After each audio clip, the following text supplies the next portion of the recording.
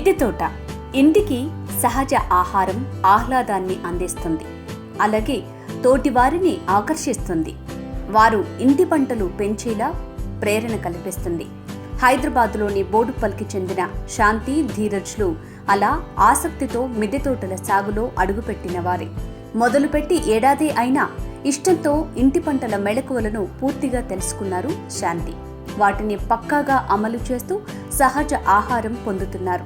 నమస్తే అండి, నా పేరు శాంతి, మా వారి పేరు ధీరజ్. మేమిద్దరం జాతీయ క్రీడాకారులం అండి. ప్రస్తుతానికి మేమిద్దరం కూడా ఉద్యోగస్తులమే. ఈ మిద్దె తోటని మేము ప్రారంభించడానికి ప్రధాన కారణం విష రసాయనాలు కలిపినటువంటి ఆహార పదార్థాలని సేవించడం వల్ల మనకి చాలా అనారోగ్యాలు కలుగుతున్నాయి, మీ అందరికీ తెలుసు. దానివల్ల ఏంటంటే ఈ మిద్దె తోటల్ని మనం చేసుకోవడం వల్ల మనం ఆరోగ్యకరమైన ఆహారాన్ని మనమే సొంతంగా పండించుకుంటూ చక్కగా ఆరోగ్యంగా ఉండాలనే ఉద్దేశంతోనే మేము ఈ మిద్దె తోటను ప్రారంభించడం జరిగింది. అయితే ఈ సెప్టెంబర్ వస్తే మేము 1 year అండి. చాలా లర్నర్స్, నిజం చెప్పాలంటే చాలా బిగినర్స్ మేము. ఏమీ తెలిసేది కాదు, ఎలా పెట్టాలి, ఎలా స్టార్ట్ చేయాలని చాలా సందేహాలు ఉండేవి.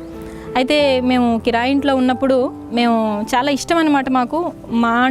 మాకంటూ సొంతగా ఒక మిద్దె ఉండాలి, మేము ఆహారం సొంతగా చేసుకోవాలి, అలాగే విష రసాయనాలు లేకుండా సేంద్రియంగా ఆహారాన్ని పండించుకొని ఆరోగ్యంగా ఉండాలని ఒక చిన్న అభిలాష ఉండేది.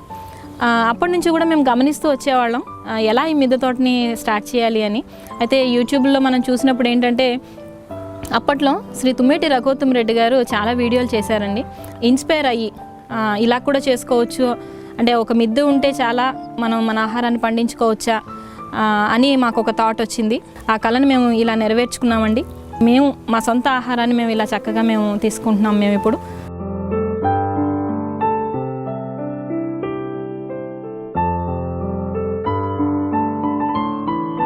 మా మిద్దె మీద ప్రస్తుతానికి మేము తోటకూర, అలాగే గోంగూర, పుదీనా, అలా మనం దాదాపుగా ఒక 13 రకాల ఆకుకూరలు వేసామండి. అలాగే మనం రెగ్యులర్గా తీసుకునేటువంటి ఉల్లి, మిరప, తర్వాత బెండ, చిక్కుడులో దాదాపు 4-5 రకాలు ఉన్నాయండి మన మిద్దె తోట మీద.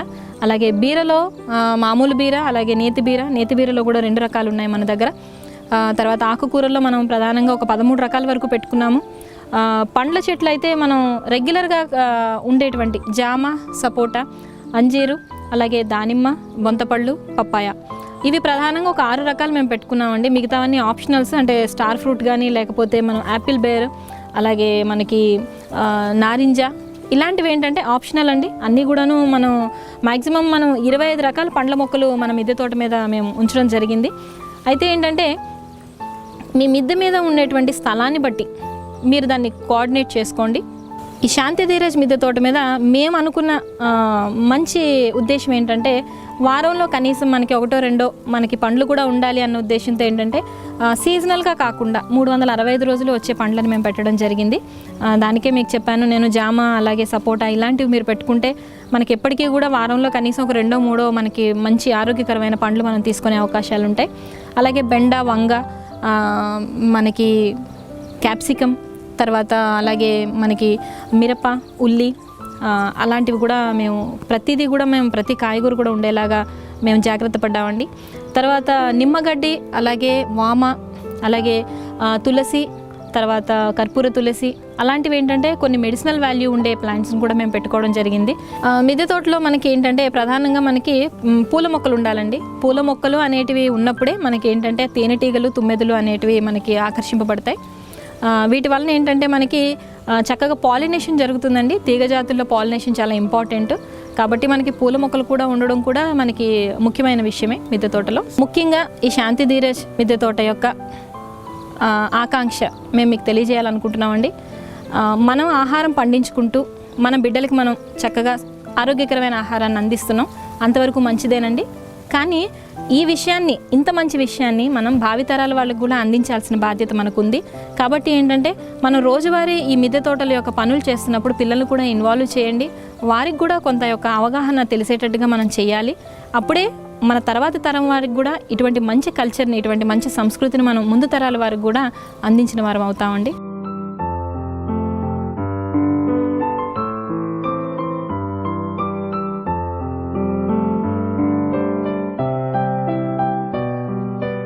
అతి తక్కువ ఖర్చుతో డాబా సాగుని ప్రారంభించేందుకు ఎలాంటి కంటైనర్లు కావాలో శాంతి వివరించారు.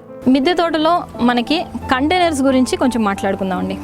అంటే ఎటువంటి కంటైనర్స్ యూజ్ చేయాలి, మనం మినిమంలో మనం ఎలా స్టార్ట్ చేసుకోవచ్చు మిద్దె తోటని అని అనుకున్నప్పుడు, ఇవాళ రేపు మనకి ఆన్లైన్స్లో చక్కగా గ్రో బ్యాగ్స్ దొరుకుతున్నాయి. ఇది 1 feet by 1 feet అండి. ఇందులో చూసారు కదా కంకి ఎంత బాగా వస్తుందో చూసారు కదా. అలాగే ఇందులో మేము ఒక తీగ జాతి కూడా పెట్టాము. అలాగే మిరప చెట్టు జాతి, ఇలా ఏంటంటే మనం గ్రో బ్యాగ్స్లో కూడా 1 feet by 1 feet మనం చూస్ చేసుకుంటే చెట్టు జాతికి సంబంధించిన వంకాయ, అలాగే బెండకాయ, టమాటా అలాంటివి మనం దీంట్లో మనం చక్కగా పండించవచ్చండి గ్రో బ్యాగ్స్లో. తర్వాత సిమెంట్ కుండీలు మీకు అందుబాటులో ఉంటే సిమెంట్ కుండీలు, ఇవి కూడా 1 feet by 1 feet అండి. చెట్టు జాతి అలాగే మనకి తీగ జాతి వరకు కూడా బాగానే వస్తున్నాయి. ఒక ప్రధానమైన విషయం గుర్తుపెట్టుకోవాలి, కంటైనర్స్ గురించి చాలామందికి చాలా అనుమానాలు ఉంటాయి. తీగ జాతి ఎందులో వేయాలి, అలాగే ఆకుకూరలు ఎందులో వేయాలి, చెట్టు జాతి ఎందులో వేయాలి, చాలా సందేహాలు ఉంటాయండి. ఒకటి ప్రధానంగా జ్ఞాపకం పెట్టుకోండి, మనకు అందుబాటులో ఏ కంటైనర్ ఉంటే, ఈవెందో మన దగ్గర బియ్యపు సంచి ఉందనుకోండి, ఆ సంచిలో కొంచెం మట్టి, కొంచెం ఎరువు, కొంచెం మీరు కోకోపీట్ కలుపుకొని మీరు బియ్యపు సంచిని పక్కకు పెట్టుకొని దాంట్లో ఒక విత్తనం నాటండి, ఎంత బాగా వస్తుందో. అంటే కంటైనరు మనకి కావాల్సింది, ఇంట్లో 4 మనుషులు ఉన్నారంటే మనకి ఈల్డ్ బాగా రావాలి అంటే ప్రతిరోజు మనం కాయగూరలు తీసుకోవాలి. ప్రతిరోజు మనం కాయగూరలు తీసుకోవాలి అనుకుంటే చిన్న కుండీ పెట్టేసి దాంట్లో రావాలంటే రాదు కదండి. అయితే కుండీ లేని పక్షంలో మీరు అన్యూజ్డ్గా పడి ఉన్నటువంటి ఎటువంటి బకెట్లు కానీ, టబ్స్ కానీ, అలాగే చూసారు కదా చూడండి ఎయిర్ కూలర్ వాటర్ ట్యాంక్స్, ఇవి అంటే ఎయిర్ కూలర్ వాడి పారేసిన తర్వాత స్క్రాప్ షాప్ నుంచి మేము కలెక్ట్ చేసుకున్నటువంటి టబ్స్ ఇవి. ఇవి ఏంటంటే మనకి తీగ జాతులకు పనికొస్తున్నాయి, అలాగే చెట్టు జాతి, అలాగే మనకి బుషీ ప్లాంట్స్ అంటే ఎటువంటి ప్లాంట్స్కి అయినటువంటి మనకి ఇలాంటివి పనికొస్తున్నాయి. ఆకుకూరలు మనం పండించాలి అనుకుంటే మనం వెడల్పాంటి కుండీలని మనం చూస్ చేసుకోవాలండి. దీని ఎత్తు మనకి ఒక 10 ఇంచులు మాత్రమే ఉంది. చూశారు కదా తోటకూర వేశాను ఎంత చక్కగా వచ్చిందో చూశారు కదా. నేను తీగ జాతికి ప్రతి దగ్గర మీకు చెప్పాను, నేను మనకి ఎల్లో ఫ్లవర్స్ ఉండేలా చూసుకోండి అని. కాబట్టి ఏంటంటే నేను బంతి నారు అక్కడక్కడ 1 ఫీట్కి ఒకటి వేసుకున్నాను. మధ్యలో మనకి తోటకూర ఉంది, అలాగే దీనికి సంబంధించి ఇది చెనా అండి, కాబూలీ చెనా అంటారు కదా, అది కూడా వేసుకున్నాను. వెడల్పాటి కుండి మనం ఒక 10 ఇంచులు పొడవుంది, లోతుంది, ఇది 10 ఇంచులు లోతుంది. ఇది దీంట్లో మనకి ఆకుకూరలు చాలా చక్కగా వస్తాయండి. దీన్ని మీరు ట్రై చేయండి. సిమెంట్ కుండీలు ఇవి 350 నుంచి మనకి దొరుకుతున్నాయి.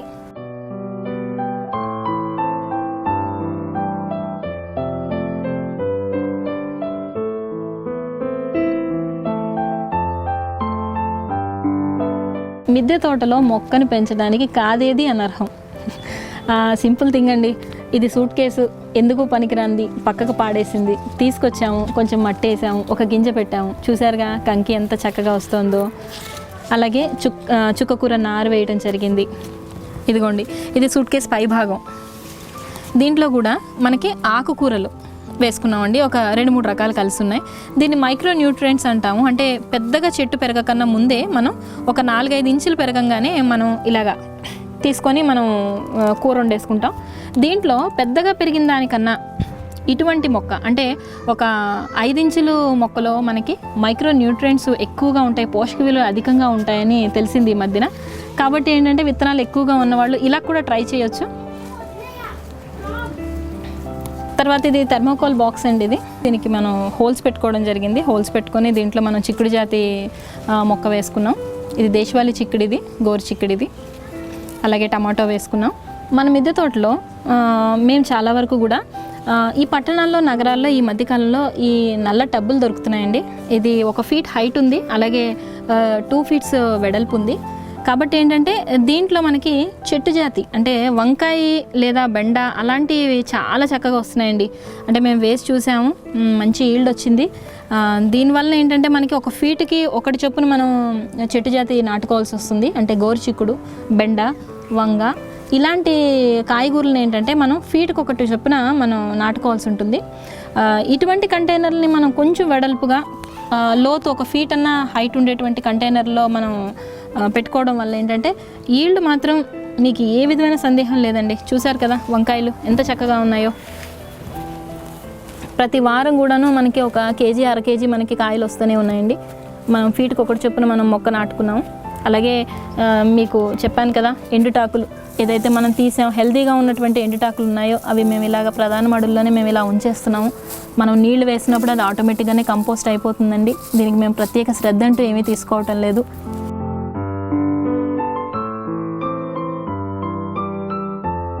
ఇది 200 లీటర్ల వాటర్ డ్రమ్ అండి. దీన్ని మనం అడ్డంగా కట్ చేసుకున్నాం. దీనికోసం ఇందులో మనం నిమ్మకాయ మొక్క వేయడం జరిగింది. దాదాపుగా మనకి 60 నుంచి 100 కాయల వరకు వచ్చిందండి. ఒక 3 కాపుల వరకు వచ్చింది. చాలా హెల్తీగా పెరుగుతున్నాయండి వీటిల్లో అయితే. ఇది మనం అడ్డంగా కోసుకోవడం వల్ల మనకేంటంటే దీంట్లో పండ్ల వృక్షాలు సఫిషియెంట్గా సరిపోతుంది. అలాగే నిలువుగా కోసుకుంటే ఎలా ఉంటుందో మీరు ఇటువైపు చూడొచ్చు. ఇది మనం నిలువుగా మనం పెట్టుకున్నామండి. ఇది నిలువుగా మనం కట్ చేసుకున్న వాటర్ డ్రమ్స్ ఇవి చూడండి. దీంట్లో మల్టీ పర్పస్ వాడుతున్నానండి. అంటే ఎలా అంటే ఇందులో ఎండుటాకులు అలాగే మనం మట్టి కంపోస్ట్ అన్నీ వేసేసి కొన్ని రోజులు వదిలేసాను ఈ 2 మడుల్ని. దీంట్లోనే మనం ఏంటంటే ఒక 40 రోజులు అయిపోయిన తర్వాత మనం చెట్లు నాటుకోవడం జరిగింది. చూశారు కదా ఈల్డ్ ఎంత చక్కగా ఉందో చూశారు కదా. ఇదిగోండి చూశారు కదా ఇదిగోండి.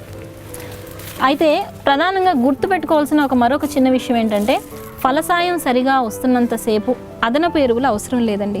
ఎప్పుడైతే మీకు కాపు అలాగే పూత కాత మీకు తక్కువ అవుతుంది అని అనుకున్నారో అప్పుడు మీరు అడిషనల్గా దానికి మనం బలం అందజేయాల్సి ఉంటుంది. కాబట్టి ఇవాళ రేపు చాలా పద్ధతులు ఉన్నాయి, వాటిని మీరు ఫాలో చేయొచ్చు. ప్రస్తుతం వరకు మేము వాడుతున్న విధానం మాత్రం ఎండుటాకులు అలాగే పశువుల ఎరువు, మట్టి మిశ్రమం, అప్పుడప్పుడు కొంచెం వెర్మి కంపోస్ట్. మట్టిని మనం ఎలా మేము మిక్సప్ చేసుకుంటున్నామంటే 1 వంతు మట్టి అలాగే 1 వంతు ఎరువు అలాగే అర్ధభాగం మనం కోకోపీట్ని కలుపుకోవడం జరుగుతుంది. ఇన్ని రోజులు మట్టి మిశ్రమాన్ని మేము అలాగే కలుపుకున్నామండి.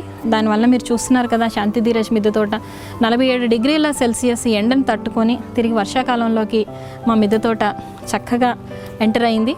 కాబట్టి మీరు కూడా ఇటువంటి మంచి ఫలసాయాన్ని మీరు పొంది ఆరోగ్యకరమైన ఆహారాన్ని మీరు కూడా పొందాలని మనసారా ఆకాంక్షిస్తున్నాం.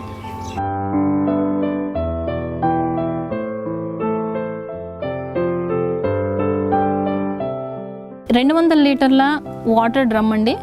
ఇందాక సగభాగం మీకు అక్కడ నేను నిమ్మకాయ చెట్టు చూపించాను, ఇంకొక సగభాగం ఇది. మనం రెండో సగభాగం ఉన్న వైపు మనకి మూత వస్తుంది. అయితే ఈ మూతని మనం ఇలా జిఐ వైర్తో ఫస్ట్ మనం బాన్ చేసుకున్నామండి. అంటే జిఐ వైర్తో గట్టిగా కట్టేసుకున్న తర్వాత ఇందులో మనం మట్టి మిశ్రమాన్ని వేసాం.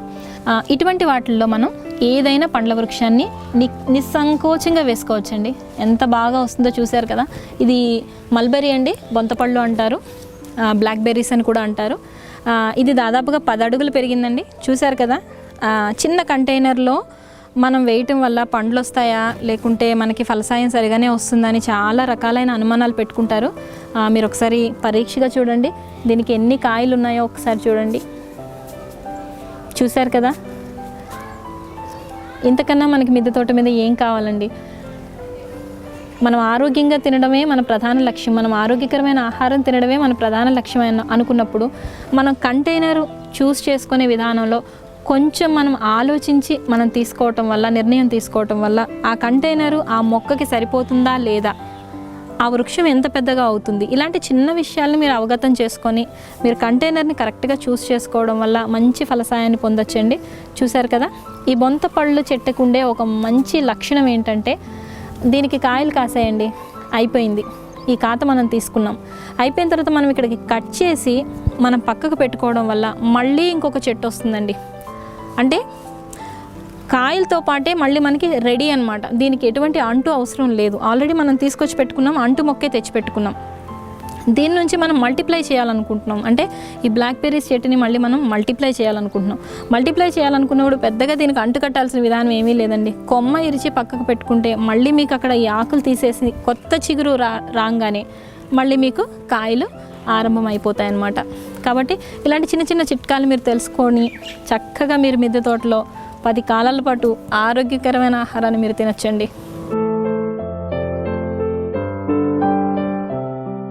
మిద్దె తోటను ప్రారంభించాలనుకునే వారికి ఏంటంటే నేను ఇచ్చే చిన్న సలహా, మొదట్లో మనం చిన్నగా ఆకుకూరలతో మొదలు పెట్టండి.